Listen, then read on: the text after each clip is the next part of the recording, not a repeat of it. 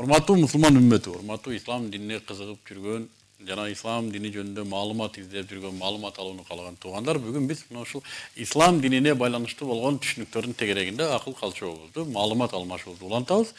Бүгүн да биз сиздерге ушу пайгамбарлар жөнүндө билгенибизди ортого таштайбыз жана эгер катас болсо оңдойсуздар деген үмүттөбүз. Эмне үчүн десе, биз бир канча убакыт мурда сиздер менен ушу ислам тартиптеген иман эрежеси жөнүндө сүйлөшкөнбүз. Иман исламда 6 нерседен турат дедик. 6 нерсени ислам иман деп эсептейт. Имандын бардыгы же жоктугуна далил ушу 6 нерсеге берилген жооп. Тагыраак айтканда, Аллахка ишенүү, анын пайгамбарларына, периштелерине, китептерине, ахирет күнүнө,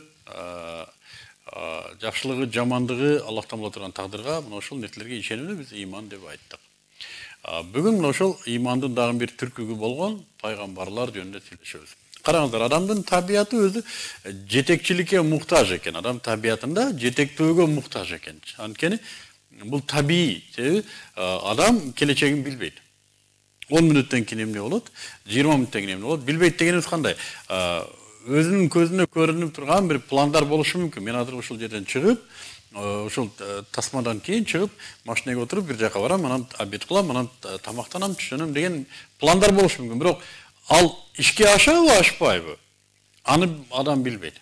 Демек ал даяр формулаларга муктаж экен. Жашоо рецепциясына муктаж экен. Жашоонун көрсөтмөлөрүнө мындай бир келечек караңгы болгондуктан адам мындай жарык кыла турган, жол көрсөтө турган жетекчиликке муктаж макулук экен. Болгондо да адам айбандан айырмаланып, аң парасаты бар, акыл парасаты бар. Ал акыл калчоо менен жетектелсе гана ыраазы болот экен. Болсом жөн эле мындай айдаган койдой келе-келе кылып эле айдап кете бергенге да адам наразы болот экен. Ага дагы муктаж, ага дагы наразы болуп, эртедир кечтир анын дагы мындай бир күнкорлугунан чыкканга аракет кылат экен. Буга Советтер Союзу, мисалы үчүн, акылды канааттандырган менен парасаты ордуна келбеди, барып эмне болду десе, бул дүйнөнү дүңгүрөткөн бул держава урап кетти. Адамдарды жетектегенде ыраазы кыла албады. Демек адам жетектөөгө муктаж болгону бирок интеллектуалдык жетектөөгө муктаж болот экен. Эми адамдарды жетектегендер кимдер десе, адатта булар же философтор, же ойчулдар, же генийлер, же жол башчылар, мынушулардын бардыгы табияттан өзүнүн жөндөмү менен болот экен.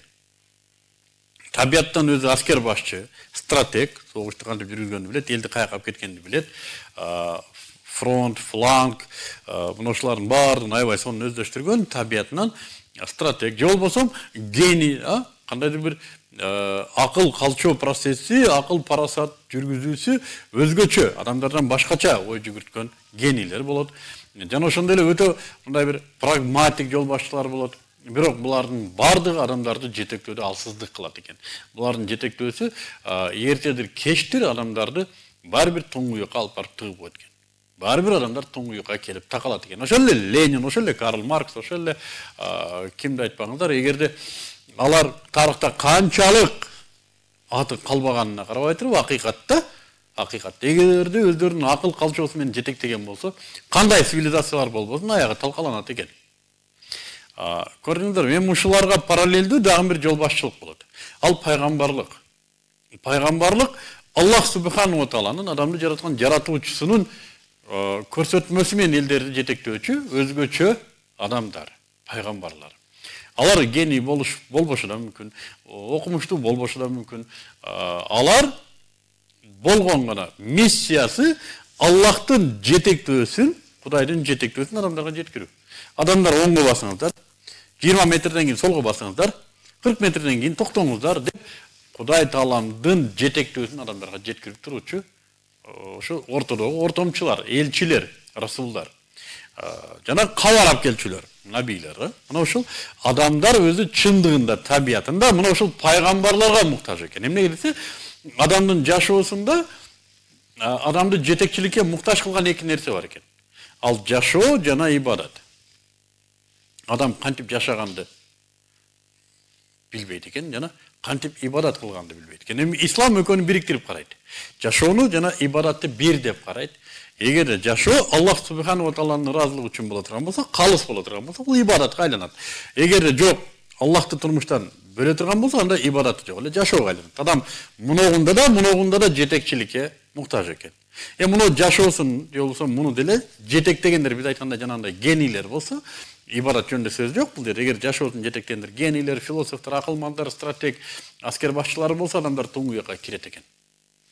Эгерде ибадатын алар жетектей турган болсо, жашоосунда алар жетектей турган болсо, адамдар туңгуякка кирет экен. Эгерде ошол эле жол башчылар, ошол эле генийлер, философтор адамдарды диндин негизинде пайгамбарлар алып келген рисаланын негизинде жетектей турган болсо, анда өнүгөт экен. Эмне десе буларды жол башчылар, генийлер жетектеди дебейбиз. Пайгамбарлар жетектеди дейбиз. Алардын орун басарлары, алардын мураскерлери жетектеди деп айтабыз. Өзөгүндө бири пайгамбарлык турат. Эми азыркы философиялык негиздеги тарых пайгамбарларды да генийлерге, өзгөчө мындай бир стратегтерге, өзгөчө ойчулдарга, философторго барып кошуп коет. Жок, пайгамбарлар бул өзгөчө тарбиядагы адамдар. Аллах субханаху ва таала өзү тарбиялаган адамдар. Караңыздар, булардын пайгамбарлыктын дагы келип түшкөн доорлору өтө кызык доорлор. Ушу Куранда жана хадистерде келген 25 пайгамбардын ар биринин алып келген рисаласы жана ошол рисала алып келинген учурдагы кырдаал ар башка. Мисалы үчүн Муса алейхисаламдын доорунда пайгамбарлык рисала мындай этабын карай турган болсок, дагы бир нерсени айтып кетиш керек. Ар бир пайгамбарын Аллах субханаху ва таала чынчыл экенин, Аллахтан ортомчу экендигин, Аллахтан туура жолду адамдарга көрсөтмө болгон, адамдар муктаж болгон жолду түшүргөндүгү чын акыйкат экенин пайгамбарлар далилдеши оңой болуш үчүн аларга атайын мөжизаларды, кереметтерди берип турган. Кереметтер менен коштоп жөнөткөн. Адамдар да ошого көнүп калган. Пайгамбармын деди, демек сенде сөзсүз түрдө Аллахтын мөжизасы болуш керек. Сенде ушул пайгамбарлыгыңа Аллахтан далил болуш керек. Ошондо сенин пайгамбарлыгыңа ишенебиз дейишет. Мисалы үчүн Муса алейхисалам доорунда караңыздар, өтө сыйкырчылыктуу чокусуна жеткен доор болчу. Муну билебиз. Сыйкырчылар ушундай көркөм, чебердик ушундай даражага жеткен, деңиздерди, дарыяларды кан агып аткандай кылып коёр эле. Ушундай бир аламаттарды ушун адамдарга көз боемочулук ушундай туу чокусуна жеткен фараон өзүн кудаймын деп эсептегенге жетип калды. Ушул магиянын негизинде мак. Ушул сыйкырчылык турат. Эми караңыздар, Муса алейхисалам мөжизасы менен келди. Анын мөжизасы ушундай болду. Аллах субханаху ва таала ага буйурду. Сен колуңдагы аса таягыңды туштагын деди. Жана колуңдагы аса таягын туштаганда берки фокусниктердин, гипноздордун же көз боемочулардын бүт көз боегон оюндарын Муса алейхисаламдын колундагы аса таяк ажыдарга айланып жеп койду. Муну ошол көз боемочулуктун машхуру болгон магтар өздөрү тан алды жана ыйман келтирди. Жана алар ыйман келтирди, бул фокус эмес, бул гипноз эмес, сыйкырчылык эмес, бул акыйкый пайгамбарлык мөжиза экени жана Муса алейхисалам пайгамбар экенине ыйман келтиришти. Экинчи пайгамбарлык мөжиза жөнүндө айта турган болсок, бул Иса алейхисаламдын доорундағы медицина туу чокусуна чыккан. Ошол кезде табыптар айтат эле, биз өлүктөн башканын баарын айыктырабыз деп. Бирок өлүктү кайра тирилте албайбыз деп. Иса алейхисаламга Аллах субханаху ва таала ушундай мөжиза берди. Ал доордун табыптары тирилте албаган өлүктү Иса алейхисалам сулап тирилтип койду эле. Ал доордун табыптары көзү көрбөгөн адамдын көзүн ача албайт эле. Иса алейхисалам көзүн көрсөтөт. Макооду айыктыра албайт эле. Иса алейхисалам сулап туруп макоону айыктырат эле, пести. Ошондон сулоочу, Масих, Мессия, латын тилинде Христос, сулоочу деген сөз. Ошондон Иса алейхисалам сулоочу деген лакап менен келди.